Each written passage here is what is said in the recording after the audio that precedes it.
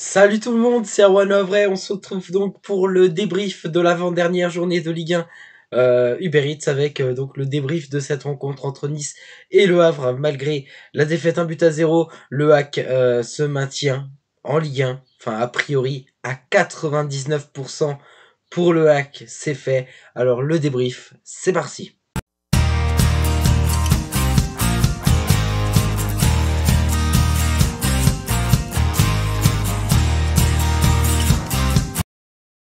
Et c'est parti donc pour le bref de la rencontre. La rencontre a lieu ce vendredi soir à 21h du côté de l'Alliance Riviera de Nice. Dès le début du match, le HAC a encaissé un but, enfin dès le début, à la 12e minute du match, donc quasiment au début du match. Le HAC encaisse ce but avec une touche longue effectuée par l'attaque niçoise qui a surpris la défense avraise. Et c'est Boga qui a réussi à marquer le but, le seul et unique but d'ailleurs de la rencontre, ce qui permet à Nice donc de mener 1-0. Derrière, le HAC aura fait un match franchement pas si mal que ça, je trouve, dans le jeu. On avait le ballon, quelquefois on a réussi à faire des choses intéressantes, mais malheureusement le HAC n'a jamais su être véritablement dangereux offensivement. On n'a pas beaucoup tenté de frappe, et quand on tentait des frappes, c'était pas très adroit, faut être honnête. Et donc la logique du score, le HAC s'est incliné 1-0. Donc petite déception forcément, parce que je pense que l'équipe méritait mieux et méritait au moins le point, parce que sur le match, Nice n'a pas été réellement supérieur. D'ailleurs, le but de que Nice n'aurait même pas dû être accordé, tout simplement puisque la touche qui a été effectuée, l'un des pieds du joueur qui a effectué la touche était dans le terrain, ce qui est interdit niveau règlement. Donc là aussi, je ne comprends pas pourquoi la VAR n'a pas fait appel ou autre. Mais bon, je suis pas là pour chipoter sur ce but-là. Le HAC se le prend. L'attaque niçoise a aussi bien été effectuée. Mais n'empêche que je pense, enfin, mon avis personnel, que le résultat de nul aurait été le résultat qui aurait plus correspondu, qui correspond plus à ce que la rencontre nous a donné. Alors malgré cette défaite-là, j'étais pas forcément énervé, j'étais un peu déçu forcément, mais j'étais pas non plus hyper inquiet parce que on a quand même un avantage. Cet avantage, c'est goal average. Bon, on va pas se cacher, on joue notre maintien depuis un certain temps. Le HAC est quand même sur un coup de moins bien, malgré que ça va un peu mieux avec la victoire contre Strasbourg et le nul d'ailleurs une semaine avant face à Paris. C'est vrai qu'au niveau moral, on va quand même un peu mieux. Et encore une fois, d'ailleurs, le HAC s'est incliné à 0 comme de nombreuses fois cette saison. Le HAC n'encaisse pas beaucoup de buts, mais voilà. Faut mieux perdre 1-0 que 4-0, c'est certain. Mais voilà. Après ce match-là, le match qu'on attendait tous, c'était le Strasbourg-Metz qui avait lieu le dimanche soir. Parce qu'en cas de défaite de Metz, le HAC se maintenait à 99%. Et c'est le cas. Strasbourg a battu le FC Metz et je suis heureux, chers amis, de dire que le HAC est maintenu à 99% parce que ce n'est pas encore fait officiellement.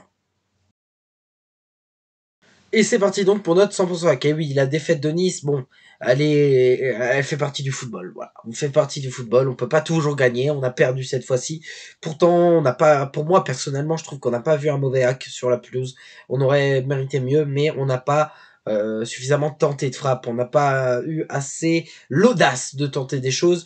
Nice n'a pas réellement été supérieur à nous, malgré la supériorité de certains joueurs, hein, comme Dante par exemple, qui est un énorme joueur. Bouka dans les buts, c'est un bon joueur aussi. Enfin, Nice a quand même un très bon effectif. J'ai oublié de parler de Kefren Touram par exemple. Voilà, c'est une équipe qui franchement est très compétitive.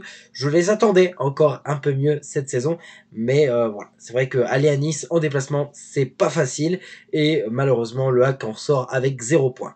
Mais heureusement, Strasbourg a battu le FC Metz et ça nous a plutôt arrangé, hein. Mais bon, c'est pas grâce à Strasbourg qu'on est maintenu. C'est grâce à nous, grâce à nos résultats sur l'intégralité de la saison, en tout cas sur ces 33 premiers matchs de la saison. C'est là, et c'est nous, c'est le fruit d'un travail sur la saison, mais c'est vrai que la victoire de Strasbourg face à Metz, elle nous arrange. Elle nous arrange parce que le HAC est maintenu. Voilà, en Ligue 1, on va pas se cacher, on est maintenu, c'est fait. À 99% parce que le HAC pourrait s'incliner face à Marseille, hein. On sait, Marseille c'est une équipe qui est très forte et ce sera difficile pour le HAC d'éviter la défaite, mais c'est toujours possible. Il faudrait que Metz batte Paris, mais en fait ça se jouerait en fait avec un goal average que le HAC a un énorme écart. Je crois qu'il y a 12 ou 13 de différence. Donc le HAC a un réel avantage. Il faudrait que le HAC perde 5 ou 6-0 et que derrière Metz il gagne aussi 5 ou 6-0. Enfin franchement, ça serait très peu probable. Très peu probable, très honnêtement. Donc a priori, le HAC est maintenu et c'est une énorme fierté parce que on arrive à se maintenir avec peu d'argent, voilà, avec l'argent de la CVC qui a été une honte absolue. D'ailleurs, notre président Jean-Michel Roussier a été auditionné par le Sénat mercredi dernier. L'audition est disponible d'ailleurs sur YouTube, sur la chaîne du Sénat. Ça dure 1h20. J'ai écouté ça en entier et je dois avouer que ça passe ultra vite parce que c'est hyper intéressant en fait ce qu'il dit. Parce que Jean-Michel Roussier, je le rappelle, était responsable d'antenne chez Mediapro, donc il connaît tout le processus, il connaît tout ce qui s'est passé dès le début et qu'est-ce qui a posé problème du côté du problème financier des droits télé et tout dans le foot français. Et c'est assez intéressant d'ailleurs d'écouter ça. C'est vrai que le HAC, on a dû faire avec ses moyens financiers assez cata et on a réussi à construire une équipe malgré tout compétitive, en tout cas une équipe qui a réussi à se maintenir et j'en suis fier. Je suis fier du travail accompli.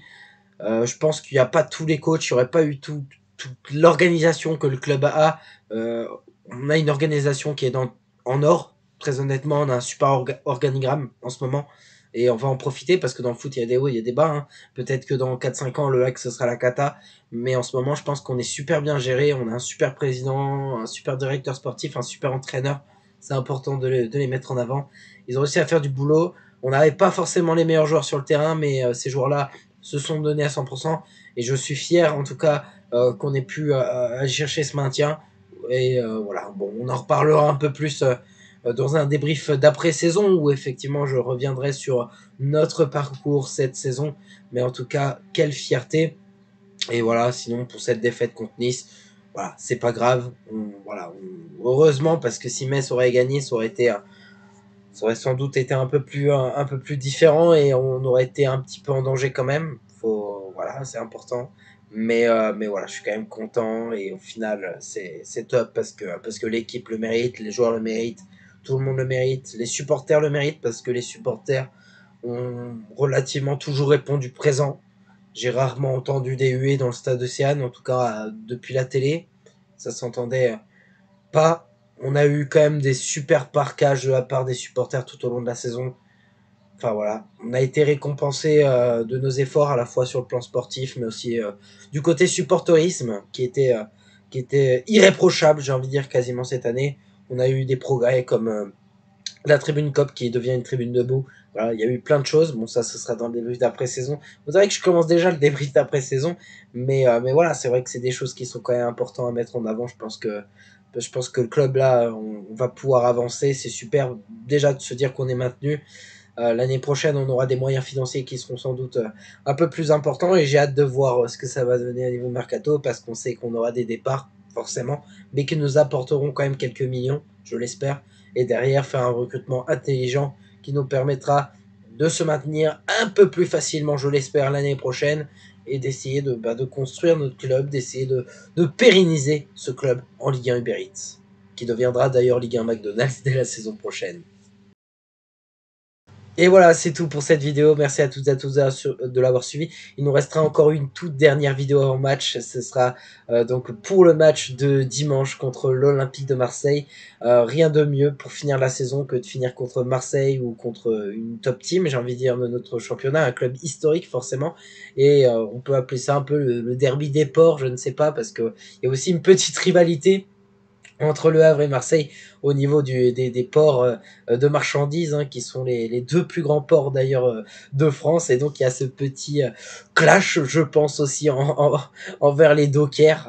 Voilà, donc ça va être un match qui je pense va être sympa. En plus on peut aborder ce match avec un esprit un peu plus de détente. Ce sera un match qui sera difficile pour nous parce que Marseille, voilà, ça joue les places européennes. Alors, je sais plus là où ils sont classés, s'ils ont un impact vraiment important. Mais une chose est sûre, c'est qu'il faudra prendre du plaisir. Il y aura du monde à Océane. Mais voilà, ce sera le dernier match, la dernière danse de cette saison de Ligue 1 et de cette première saison de Ligue 1 en tout cas que moi j'aurais vécu en tant que supporter à vrai. Et c'est superbe. Donc j'ai vraiment hâte et c'est vrai que toujours en fin de saison, tu commences un peu à avoir le cœur qui palpite, la déception, la tristesse d'attendre quelques semaines, quelques semaines, oui, avant le début et la reprise d'une toute nouvelle saison où forcément tu as toujours une certaine impatience. S'en suivra aussi effectivement de l'attente du calendrier, voilà, qui est toujours cool et franchement j'ai hâte de voir le hack encore en Ligue 1 la saison prochaine. Alors c'est tout pour cette vidéo, merci, bye bye.